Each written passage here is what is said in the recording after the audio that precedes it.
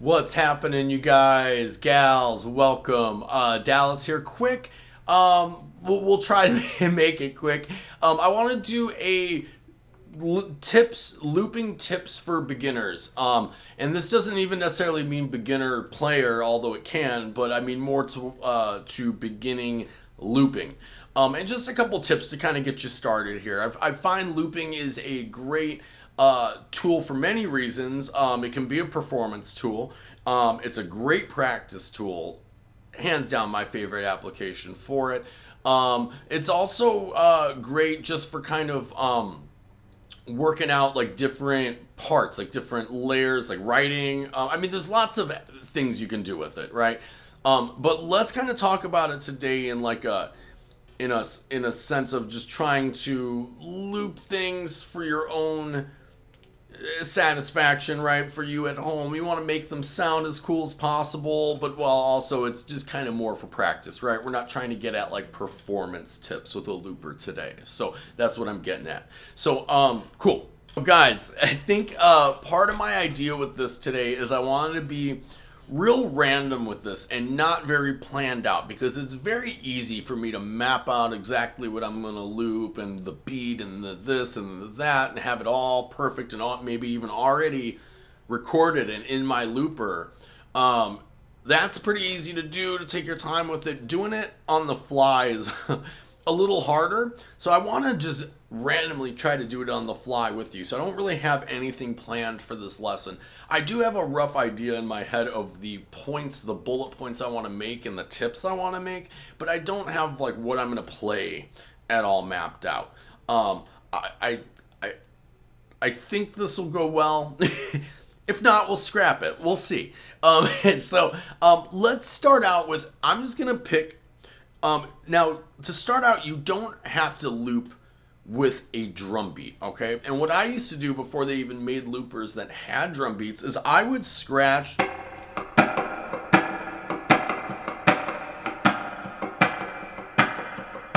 and you could record that first as like a fake like beat just to have there, like almost like a metronome, however you want to look at it. It also does sound fuller when you put that in. So if you have a looper that does not have a drum beat in it, then just go ahead and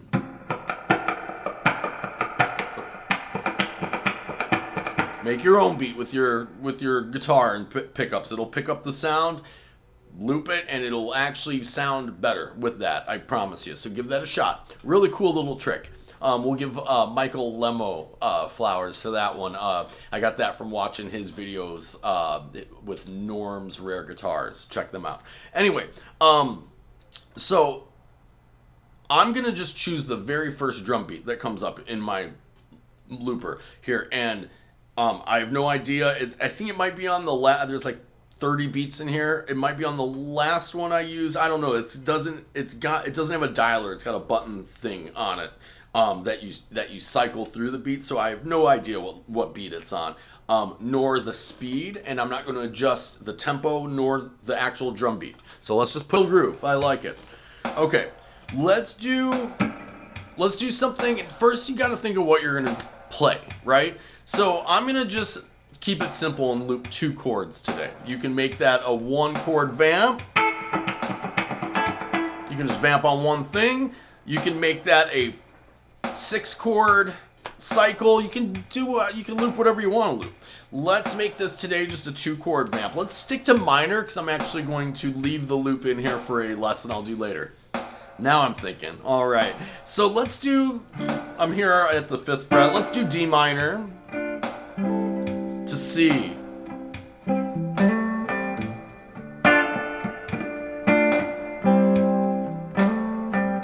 Okay, so we're going to loop that. Okay.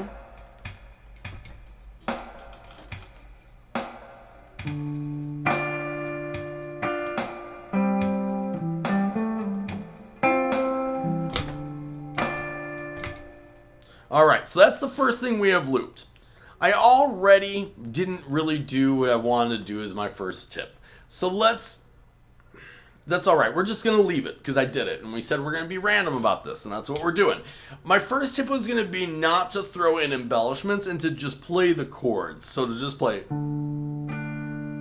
And I'm just doing a D minor to a C major here, right? So my first suggestion is to keep that as simple as possible on your first loop. Now, what's more important, because I didn't stick to that, I threw in some embellishments, so I didn't stick to my plan, but who cares?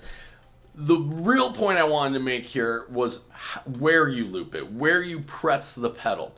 So what's really important is that it overlaps on the one, right? So in this case, we're playing.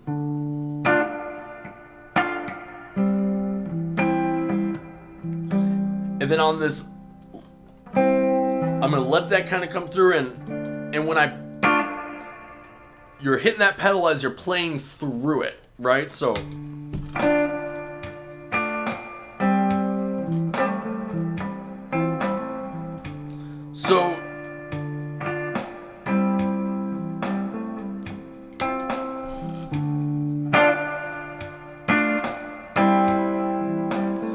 going to press it right there, like right a tick after the next chord comes up, so it just overlaps just right. That part's really important of where you hit the pedal, and it really just takes time and practice of doing it, but there has to be an overlap that sits right when you get to that the one of the loop, right? Now, these fancier loopers these days, they're going to quantize that, just meaning they're going to line it up for you, so you don't have to worry about this these days like you did when loopers first came out. Now, let's talk about the next most important part of looping, and that's what I feel is layers, which we've already done here. We have 2 layers, right? Now let's throw in a 3rd layer. So let's do something, and when you're doing these layers, you want to kind of come up with different ideas. My first 2 ideas are real similar, right? Real chordal, just kind of bigger chords. One has a little bit more embellishments than the other, but other than that, they're just kind of these kind of chordal movements. So now let's do something a little more melodic. Maybe let's do something with some double stop ideas.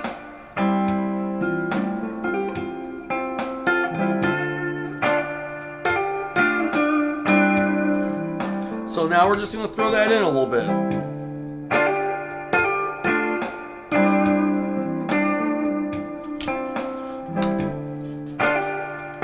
So now it just gives you a little bit more fullness, almost like you're playing with other musicians, right? So if you were going to start playing over this,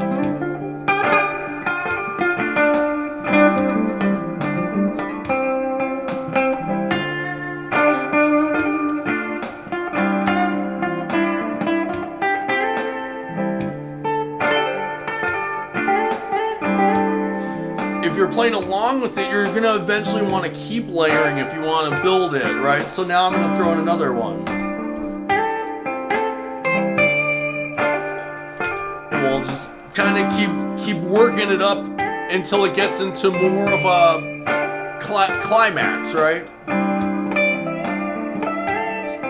Then you can start putting on pedals.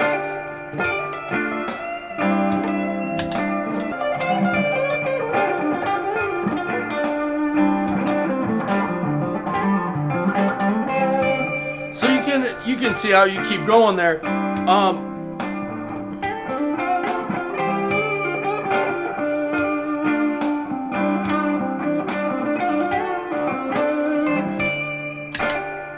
Okay, so let's stop here. Let's kind of hit the reset button a little bit. Totally gonna see if I can edit this right, but I remembered the 3rd point that I wanted to make with this looping video, and that was that to build little bass lines in there too, right? Once you have this groove established, now you could do like a.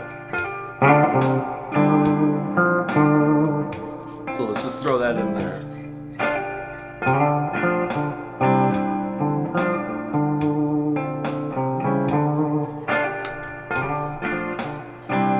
So now you got a little bass line if you listen.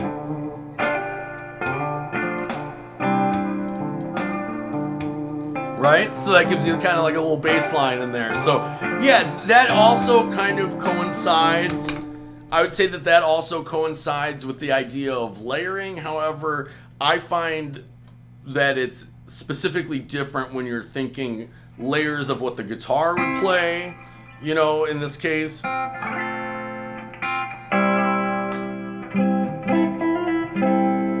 know, and the... It's kind of different to me than like a...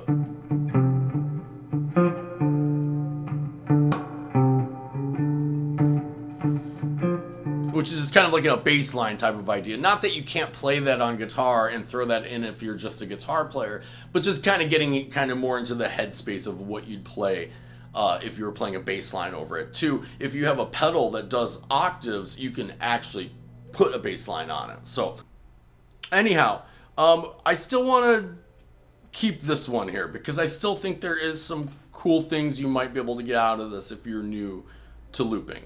So, cool. Hope you enjoyed. Like, subscribe, share, see you.